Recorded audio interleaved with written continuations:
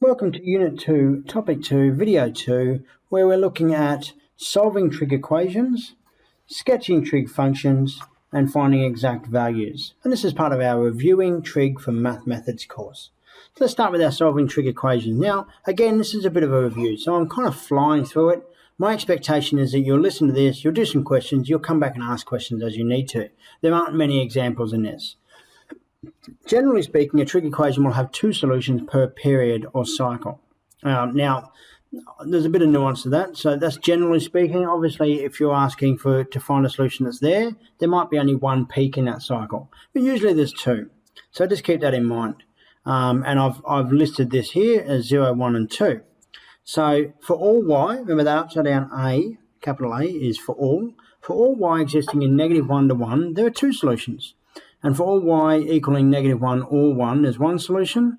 And for all y between -1 and 1, there's 0 solutions. So what we're saying here, and this is for, and I should change this function, this is for y equals sine or cos of bx minus c. The a and the d have the effect of changing the amplitude and also changing the midline. Or the center of equilibrium of that function, and so that changes the -1 to 1 values. But you see, hopefully you see the point, that there's one solution if we're just touching a peak, 2 if we go through the middle, and 0 if you're outside that boundary.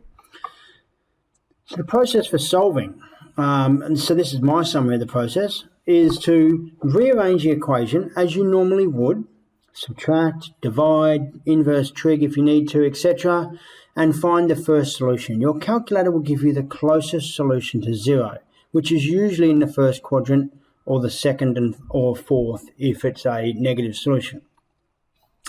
Find the second solution in the first cycle.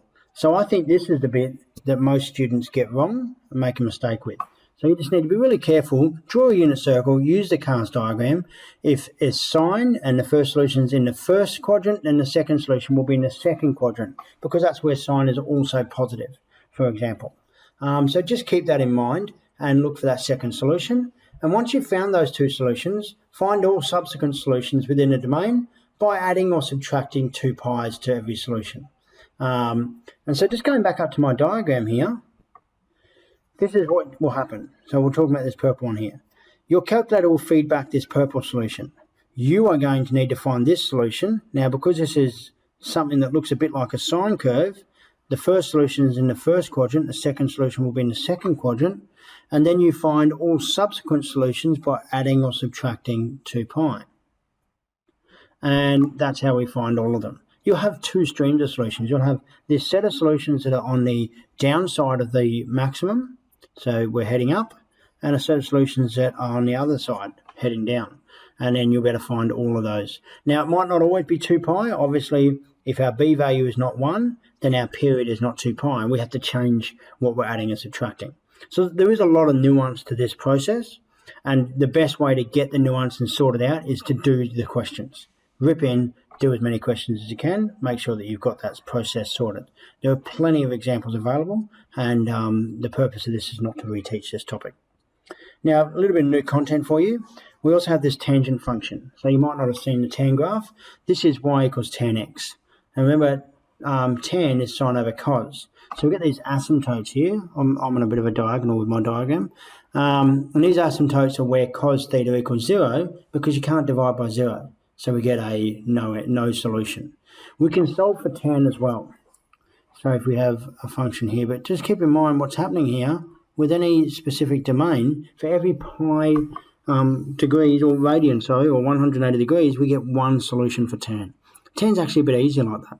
It's a guaranteed solution, because tan starts from negative infinity and goes to infinity.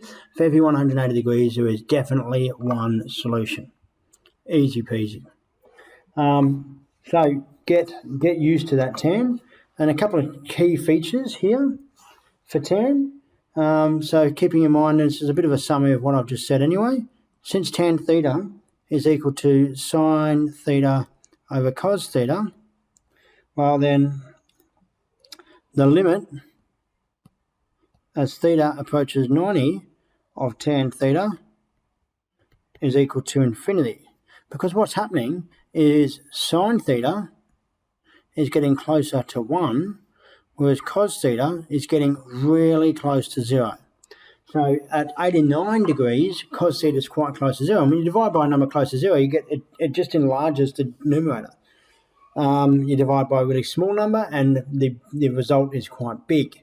So as we increase closer and closer to 90, that should say 90, I'm sorry, we get closer and closer to infinity. And the same with the negative infinity. But at theta equals pi on 2, cos theta equals 0, and we can't divide by 0, so we get an asymptote. So there we go. That's a little bit of information about tan.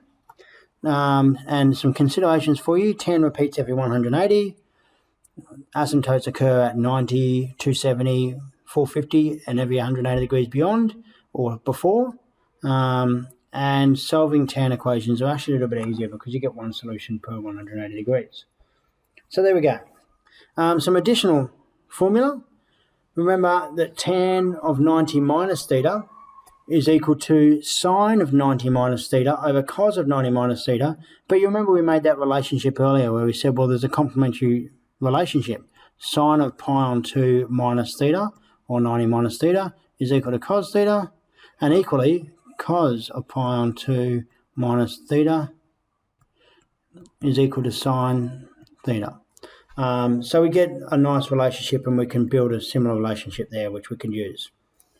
Okay, so we're going to just introduce some new ideas here in example 2 and some of the tan stuff, and we're going to determine an exact value of tan 2 pi on 3 and tan 315 degrees. We're going to solve an equation, and then we're going to sketch a tan function, and that's where we'll finish this video. So let's have a look at A first of all. The exact value of tan 2 pi on 3. Well, we could do a little bit of work here just using sine and cos. We've got that relationship. But remember, we know a little bit about tan as well. We've built tan relationships. So I'm always going back to that unit circle and the cast diagram. And 2 pi, remember this is pi. So 2 pi on 3 is here. It's 120 degrees. And it matches, so that's 2 pi on 3. This is pi on 3. So it matches with pi on 3 here. But where tan is positive in the first quadrant, tan is negative in the second quadrant. So tan of 2 pi on 3 is equal to negative tan pi on 3. That's my direct relationship back into the first quadrant. Typically, I'm aiming to get back into the first quadrant. And tan of pi on 3 is equal to root 3. And you can go back to your exact values if you want to see that. But that's our tan of pi on 3, but it's negative in this case. And then we're also going to do tan of 315. And I'll do this one on the same diagram, but in pink. So 315 is about here. And that's 45 degrees there. So this is 45 degrees here. Tan is negative in the fourth quadrant. So this is equal to negative tan of 45 degrees. And tan of 45 degrees is 1. So this is equal to negative 1. Okay, so that's question A. Question B, solve root 3 tan 2x equals 1. Now the good thing about this question is it gives me a chance to really reiterate and bring down the ideas of using that three-part process I talked about before. So root 3 tan 2x equals 1. Now what this doesn't do is give us a domain. You should normally have. In most good exams, you'll have a domain of some sort. Otherwise, you could write down an infinite number of solutions. But in specialists, we can also do a generalized solution, which I'm going to introduce to you now. And it'll be probably the first time you've seen that idea of a generalized solution, but it will be important a little bit later on. So root 3 tan 2x equals 1. I can rearrange that to be tan 2x equals 1 on root 3. And this means that 2x is equal to tan inverse of 1 on root 3. And the calculator, or my knowledge of exact values, gives me pi on 6 as a solution there. Now I go over here and I draw my little unit circle. It doesn't have to be big. And pi on 6 is there. And if I draw my cast diagram, see that tan also has a solution in the third quadrant.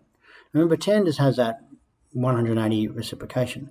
So the second solution, and this is pi on 6 here, this is pi on 6 here. That's my second solution. That's obviously out to pi. So my second solution is pi on 6 plus pi, which equals 7 pi on 6. So I've now got two solutions. And this means that 2x is equal to, and this is the way I'm going to set it out. I quite like this way. Or it's equal to 7 pi on 6. I consider them like streams of solutions. So I've got my pi on 6 stream and my 7 pi on 6 stream. And then I can just add 2 pi onto them. 2 pi is equal to 12 pi on 6. So I get 13 pi on 6, 25 pi on 6, ... And I could have gone that way as well. And here I get 19 pi on 6. I'm adding 12 pi on 6 on. And then I get 31 pi on 6, ... Now that's for 2x though. So I need to work it out for x. And I'm going to do my little generalized solution over here in a second. But now for x, I just divide by 2. So I get pi on 12, 13 pi on 12, 25 pi on 12, ... Or 7 pi on 12, 19 pi on 12, 31 pi on 12, ... And there's my answer. Now, if I want to be a little bit more specific, what I could say here is I could say 2x is equal to pi on 6 plus or minus pi. So what I'm saying is that if I go back up to my tan diagram here, my answer is pi on 6, which is about here, and then I'll just add pi. Just add pi, so on and so forth. Sorry, I should have went the whole way to that solution. Add pi like that, I'll subtract pi or whatever I want to do. And I'll just keep on getting solutions. And so you'll see that if I add pi to pi on 6, I get this solution. And if I add pi to pi on 6 again, I get this solution. Then I get this one, then I get this one, then I get this one. So it works. And if 2x equals pi on 6 plus or minus pi, then x is equal to pi on 12 plus or minus pi on 2. I've just divided everything by 2. Easy. Plus or minus is irrelevant. It's just there, and I can still do my normal arithmetic. So that's the answer to part B. And then part C, sketch 2 tan pi x minus 3. So that'll be for our next video. The general solution, which I've just talked about briefly anyway, so that's always good. So C, y equals 2 tan pi x minus something, minus 3. So I've got a couple of ways of doing this. The first way is to recognise a change of period, A and D value if I want to. So this is an amplitude, this is still a vertical shift, and this is still kind of like a period. It compresses or dilates my graph. So I could do that. What I'm going to do is I'm going to start with my standard graph, and I'm going to operate all of these functionalities. So my standard tan graph has these asymptotes at negative 90, 90, negative 270, 270, etc. And it looks like this.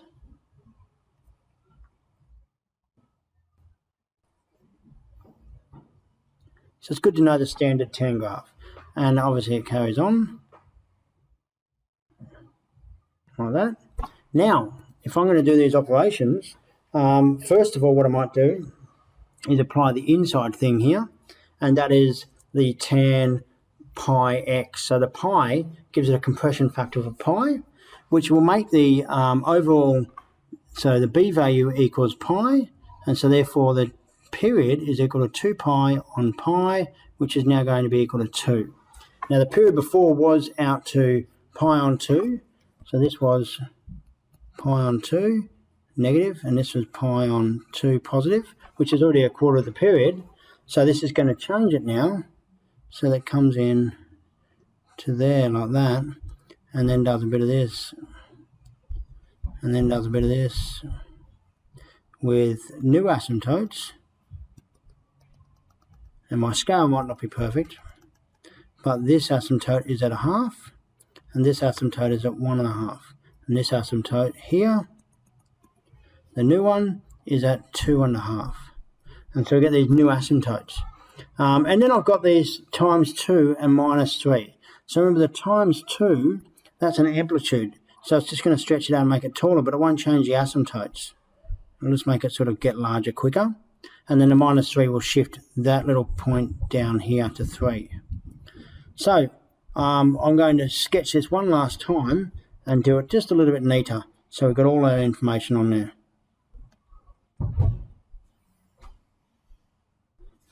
So we've divided by pi. So we're now down at here. That's our midline. I'll just do a little drop. That's where the normal action happens. This is at -3, but we've got a factor of 2, which makes it steeper and steeper there. And then we get the same thing happening here. Steeper, steeper.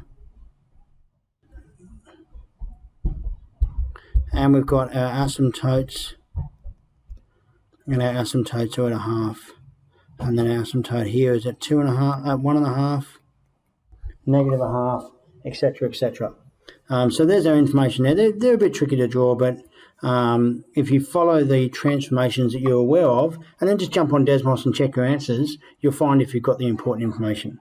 Now, the interesting thing here, I think, in the way I've asked the question, no, not quite. I thought I'd maybe ask the same thing here as here, but not quite. Okay, so that is the end of that section on sketching tan functions, solving tan equations, and using tan exact ratios. All the best.